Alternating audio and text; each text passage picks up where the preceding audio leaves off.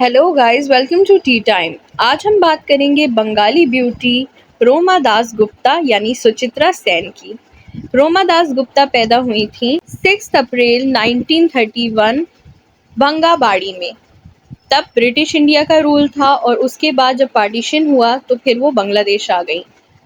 इनको कहा जाता था बंगाल की मधुबाला, क्योंकि इनकी शक्ल बिल्कुल मधुबाला जैसी थी और ये बहुत ही ज़्यादा टैलेंटेड भी थी। इनकी शादी बहुत बचपन में हो गई थी, जब ये 16 साल की थी सिर्फ। इनकी शादी हुई और इनको एक बेटी पैदा हुई।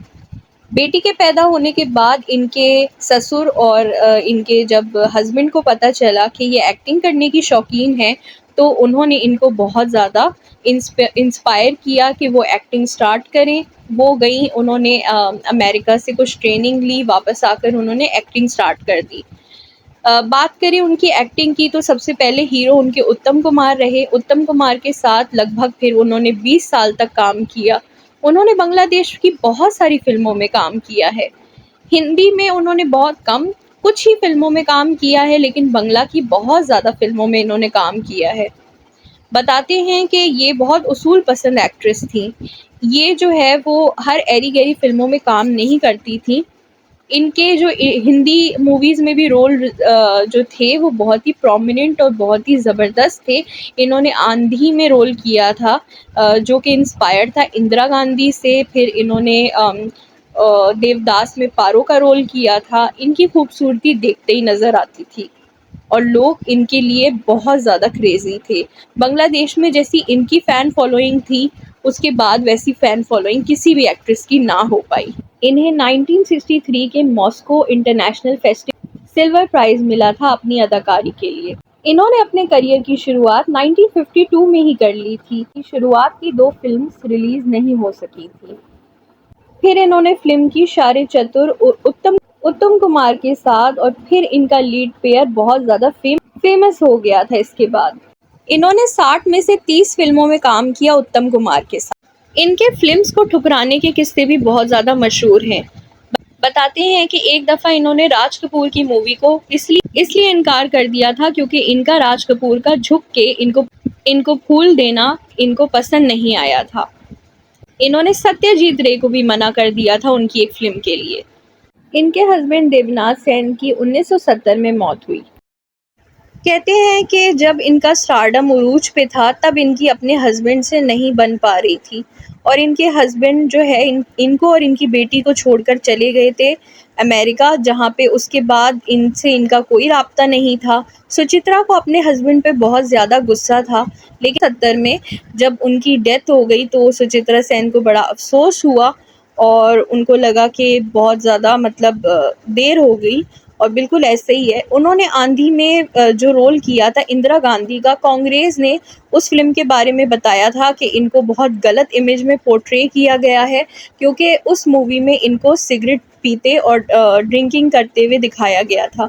लेकिन उसके बाद ये फ़िल्म रिलीज़ कर दी थी, लेकिन रिलीज़ के कुछ ही अरसे बाद ये फ़िल्म दोबारा से बैन हो गई। ये फ़िल्म आई थी 1973 में और 1975 में इमरजेंसी लग गई थी। उसके बाद जो है वो जब सत्ता पलटी तो दोबारा से इस फ़िल्म को ग्रीन फ्लैग मिला और दोबारा से ये फ़िल्म जो है वो चल पड़ी। इस फ़िल्म में इनकी बेहतरीन अदाकारी के लिए इनको आज तक याद किया जाता है। सुचित्रा सेन की बेटी मुनमुन सेन भी उन्होंने भी अपना career as an actress after marriage ही स्टार्ट किया। उनकी 2 नातिन भी हैं, राइमा सेन और रिया सेन, जो कि वो भी एक्टिंग की फील्ड में हैं और अभी तक वो बहुत ज़्यादा मॉडर्नाइज और अच्छे वर्जन में काफ़ी सारी मूवीज़ कर चुकी हैं, राइमा और रिया।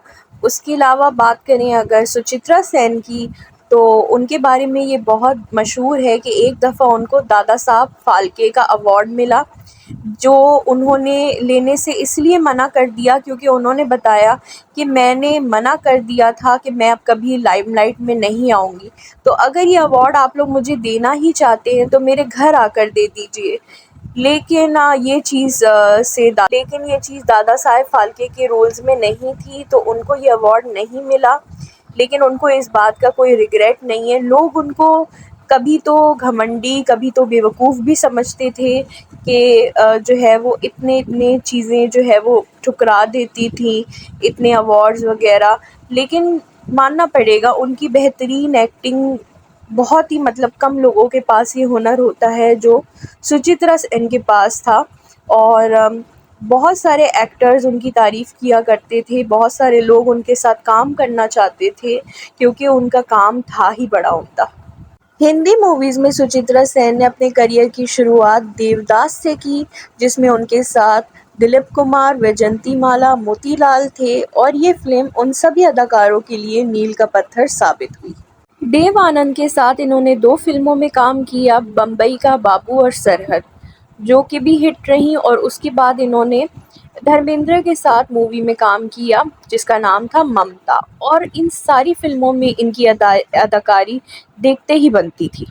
ममता मूवी का ये सॉन्ग रहे न रहे हम सुचित्रा सेन के साथ इस कदर जुड़ गया कि आज भी सुचित्रा सेन को इसी गाने के लिए सबसे ज़्यादा याद किया जाता है और प्यार किया जाता है। और मूवी आंधी के सॉन्ग्स को कौन भूल सकता है। तुम आ गए हो, नूर आ गया है और तेरे बिना जिंदगी से शिकवा तो नहीं, बेहतरीन गाने हैं उनकी फिल्मोग्राफी में। 1978 में सुचित्रा सेन की आखिरी फिल्म आई जिसका नाम था प्रणय पाश। इसके बाद इन्होंने एक्टिंग छोड़ दी क्योंकि ये फिल्म एक फ्लॉप हो गई थी। ये भी कहा जा सकता है कि इस बेहतरीन अदाकारा को ये आभास हो गया था कि अब वक्त आ गया है इनकी इंडस्ट्री छोड़ने का, और फिर ये लाइमलाइट से बिल्कुल दूर सी हो गई। कहते हैं कि वो आखिर में सन्यासी हो गई थी। उन्होंने अपने आप को एक छोटे से कमरे में बंद कर लिया था, यहाँ तक कि उनके घर वाले भी उनसे बगैर पूछे उनसे मिल नहीं सकते थे। इनको इसके बाद सिर्फ एक दफ़ा देखा गया, बेलूर मठ जा रही थी ये, सिर्फ आखिरी दफ़ा तब इनको स्पॉट किया गया था, अदरवाइज़ ये सिर्फ और सिर्फ अपनी दुनिया में ही रहती थी। कहते हैं कि ये आध्यात्मिक हो गई थी और ज़्यादा सारा वक्त अपना प्रेयर और मेडिटेशन में ही लगाया करती थी। इन्हें अक्सर स्वीडिश एक्ट्रेस ग्रेटा गार्बो से कंपेयर किया जाता था क्योंकि उन्होंने भी अपने स्टारडम के पीक पे अपना करियर छोड़ दिया था। कानन देवी के बाद सुचित्रा सेन और उसके बाद फिर बंगाली फिल्मों में ऐसी कोई अदाकारा नहीं आ सकी जिसने इतना फेम और नेम हासिल किया हो। कहा जाता है कि सुचित्रा सेन को बाद में डायबिटीज़ हो गया था, जिसके बाद वो कोलकाता के ही एक हॉस्पिटल में कुछ साल अपना इलाज करवाती रहीं।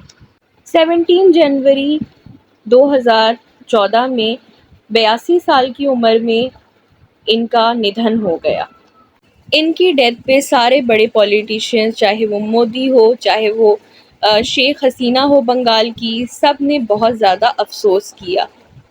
ममता बनर्जी ने तो इनके डेथ के बाद इनको गन सैल्यूट भी दिलवाया। तो ऐसी थी कहानी कुछ सुचित्रा सेन की।